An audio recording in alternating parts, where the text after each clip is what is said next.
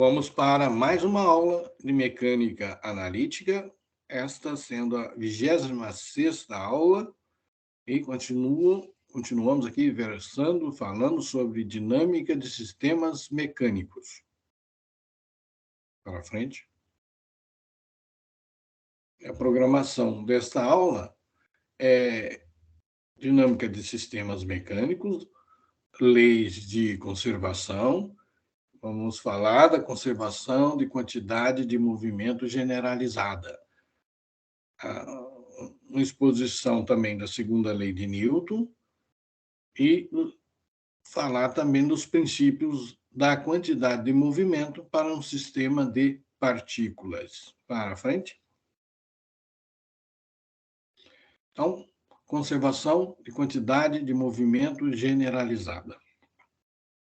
Muito bem.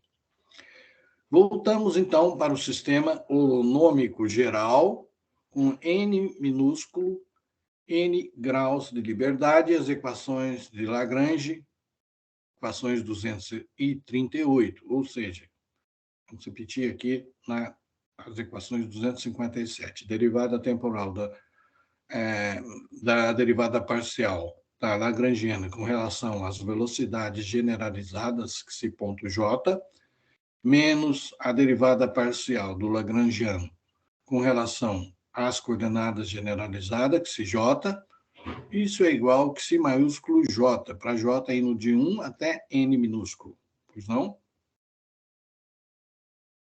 Em geral, a lagrangiana depende de todas as n coordenadas psi j e suas derivadas psi ponto j.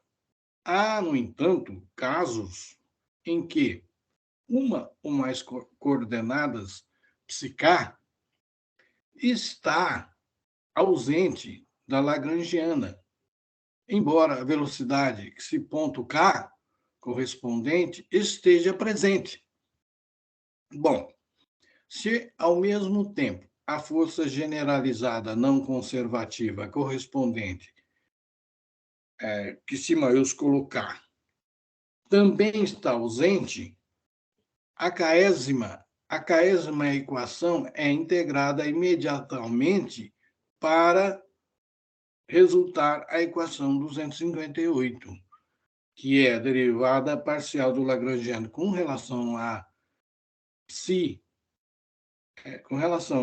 psi ponto índice k é igual a π índice k. Isso é uma constante. Para frente. Ou seja, a quantidade de movimento generalizada correspondente a uma coordenada particular psi é conservada sempre que a coordenada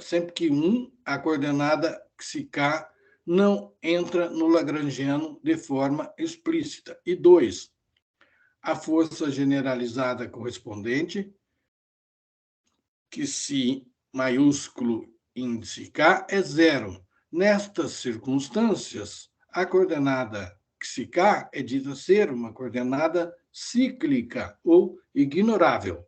Para frente.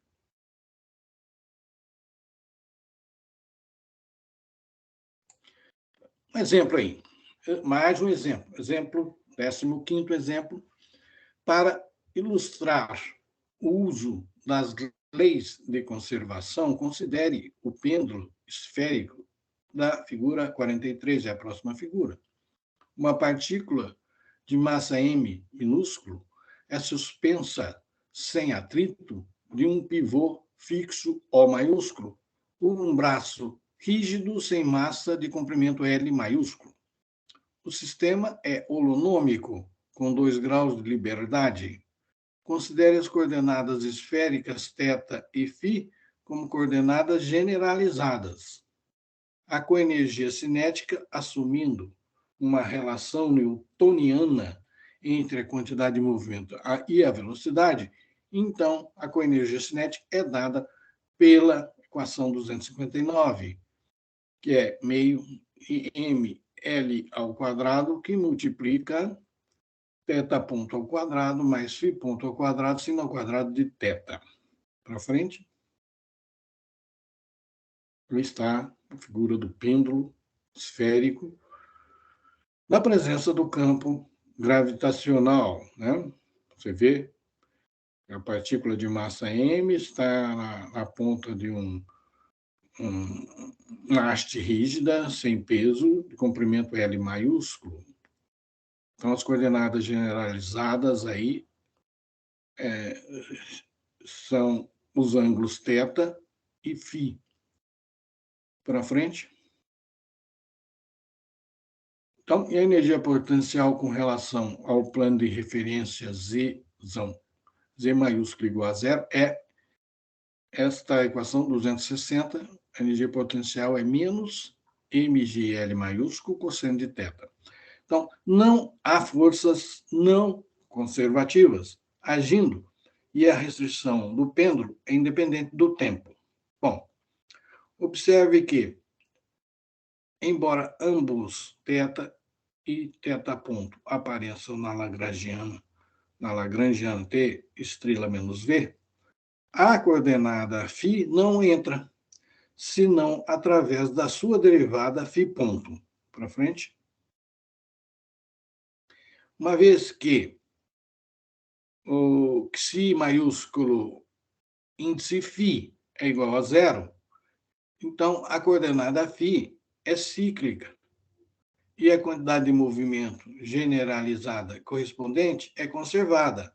Isto é, π índice φ é igual à derivada parcial de t estrela com relação a φ, que é igual a ml ao quadrado φ ponto seno ao quadrado de θ. Isso é uma constante π índice zero. Π. Para frente. Não. Π índice zero. Onde π índice zero é uma constante que pode ser avaliada se as condições iniciais do movimento forem conhecidas.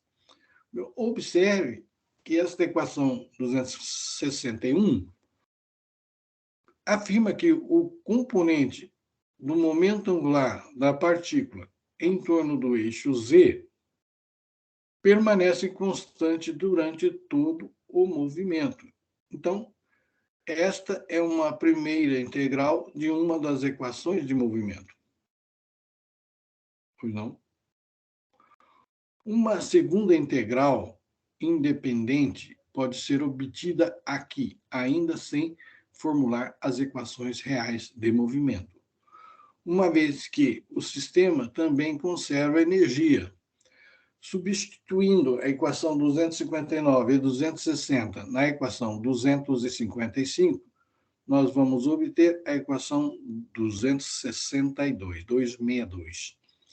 Ou seja, T estrela mais V é igual a meio ml ao quadrado, que multiplica θ ponto ao quadrado mais φ ponto ao quadrado seno ao quadrado de θ, menos mgl cosseno de θ igual a E maiúsculo, onde E maiúsculo é uma constante que pode ser avaliada se as coordenadas e velocidades iniciais forem conhecidas. Para frente. As duas integrais das equações 261 e 262 são suficientes para determinar ambas as velocidades θ ponto e φ ponto, em termos da coordenada θ e das constantes de integração π índice zero e E maiúsculo. Então, a equação 263. Θ ponto ao quadrado é igual a 2e dividido por ml ao quadrado mais 2g dividido por L, que multiplica cosseno de θ menos π0 ml ao quadrado seno de θ elevado ao quadrado. E φ ponto igual a π0 ml ao quadrado seno ao quadrado de θ. Observe que as velocidades são independentes da coordenada cíclica φ.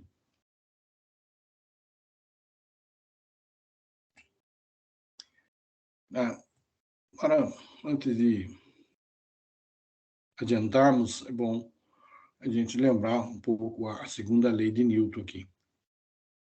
Na mecânica newtoniana, a quantidade de movimento linear ou momento linear de uma partícula, que é uma partícula, para nós, é um ponto dotado de uma massa m minúsculo e de uma carga q minúscula.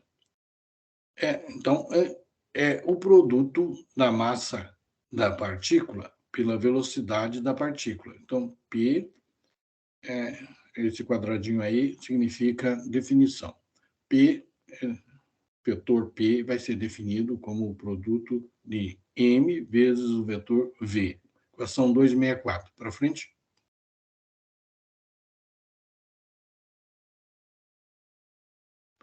Supõe-se que a partícula está sujeita a uma força resultante F, mas F negrito é uma força, e que ambas, a massa e a força F, independem do referencial usado para observar o movimento da partícula. Então, a velocidade de aceleração da partícula, no entanto, depende do referencial adotado. Para frente. A segunda lei de Newton do movimento é equivalente à afirmação de que existe pelo menos um referencial tal que, nesse referencial, é observado que o vetor força é sempre igual à taxa de variação temporal do vetor quantidade de movimento linear, isto é, F igual à derivada de P em relação ao tempo. Equação 265. Não? Qualquer referencial que está em translação uniforme com o referencial, o qual é válido a equação 265 anterior, então é denominado referencial inercial. Tem essa designação devido ao fato de que, se a força F se anula, a quantidade de movimento e, portanto, a velocidade não se altera. Para frente. Também o torque aplicado à partícula com relação a um ponto B qualquer, que é fixo, ou se move paralelamente à velocidade da partícula, é ponto B qualquer, então. Ele é um ponto B que é fixo ou se move paralelamente à velocidade da partícula. Então, o torque aplicado à partícula em relação a esse ponto B é igual à taxa de variação temporal do vetor quantidade de movimento angular.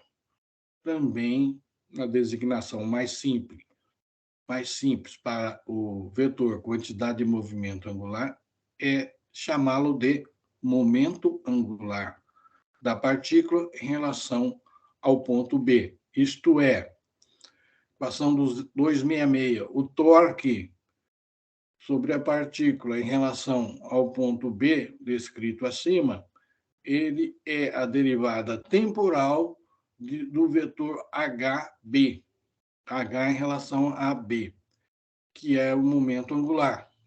Pois não. Acabou, né? Não, já tem mais aí. Então, vamos falar dos princípios da quantidade de movimento para um sistema de partículas agora. Muito bem. Então, na presente sessão, desenvolvemos os princípios correspondentes ao momento linear e momento angular para um sistema de partículas. Vamos desenvolver isso. Esses princípios, muitas vezes, permitem deduções sobre o comportamento de um grupo de partículas sem requerer análise detalhada dos movimentos das partículas constituintes. Para frente. A figura 44, a próxima figura, mostra um sistema de N maiúsculo partículas que se interagem, né, que interagem entre si e com o ambiente. Suponha que essas partículas possam ser identificadas e que o mesmo conjunto de N maiúsculo partículas constitui o sistema a todo instante. Então, seja Fi a força resultante do ambiente externo agindo sobre a partícula Mi e G índice I a força resultante da interação com as outras N-1 partículas do sistema agindo sobre Mi. Isto é, supõe-se que a força total agindo em cada partícula Mi do sistema pode ser decomposta em uma força externa, Fi, em uma força interna, G índice I. Aí a figura 44, mostrando um sistema de N maiúsculo partículas, cada qual de massa Mi e indo de 1 até N maiúsculo. Vocês podem reparar que o ponto B aí é chamado centro de momento. Bom, sobre a partícula Mi, age a força Fi e também a força Gi. Fi é uma força externa, Gi é devido à interação de outras partículas. Muito bem. Para frente. Não é necessário conhecer a precisa natureza das forças internas do sistema.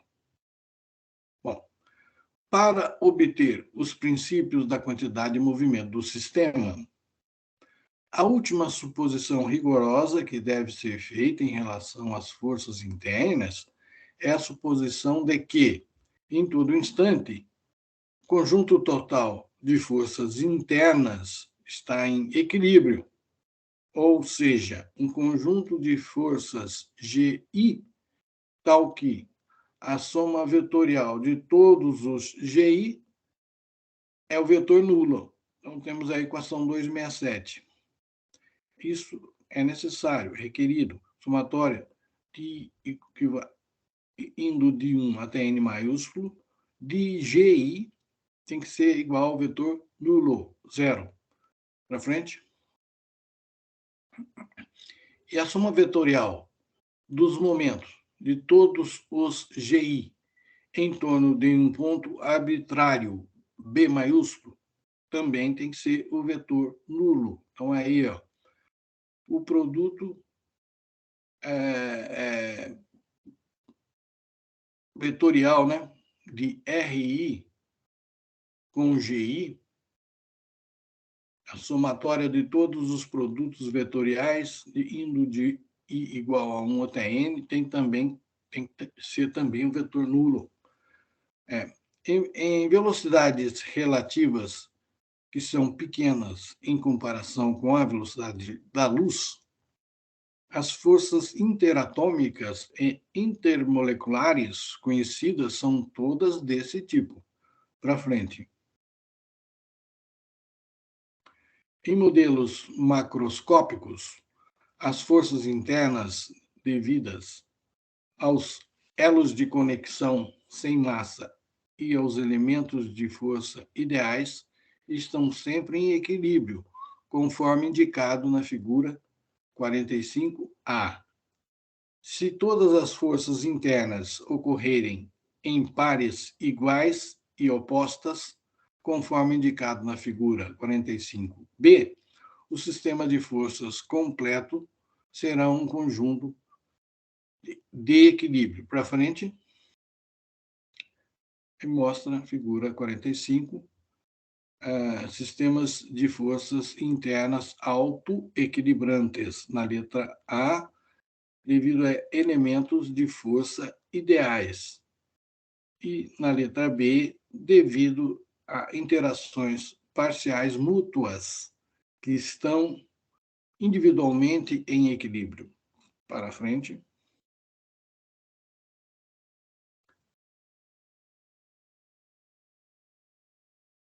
Alô.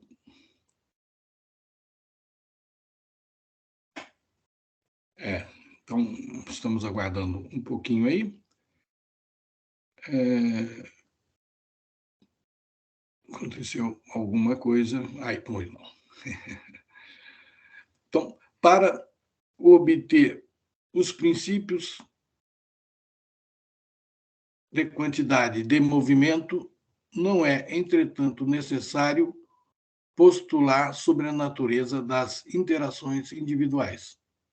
O único requisito é que todo conjunto de forças seja um conjunto de equilíbrio. Por exemplo, a hipótese de que forças internas em um corpo rígido ocorrem somente como interações de força central entre pares de moléculas é muito restritiva para incluir os modelos correntemente empregados na física do estado sólido. Para frente.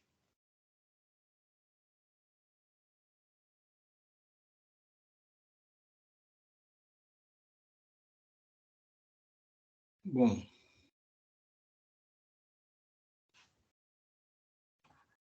nós vamos encerrar então a aula por aqui, depois nós continuamos. Obrigado pela atenção. Continuamos? Vamos encerrar.